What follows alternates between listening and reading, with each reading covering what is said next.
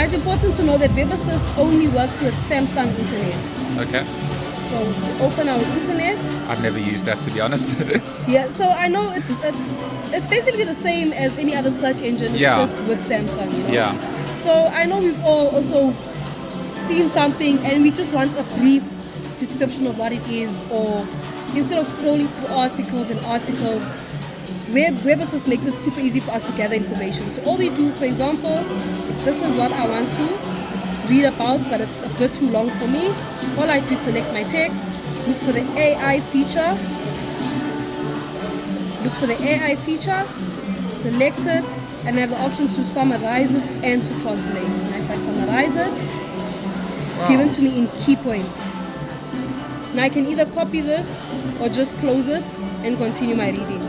But if I feel like I want this piece of information, all I do, add to note, automatically it's taken to my Samsung notes.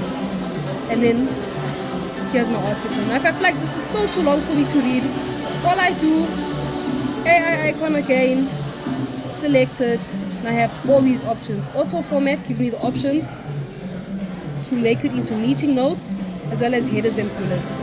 Or again, if I want to summarize it, automatically all of that information is put into one point.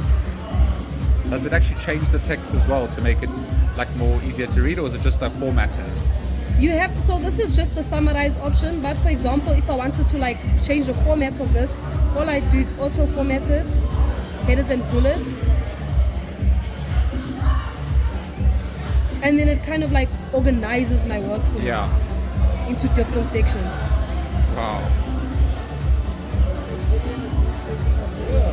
So it literally put it into different.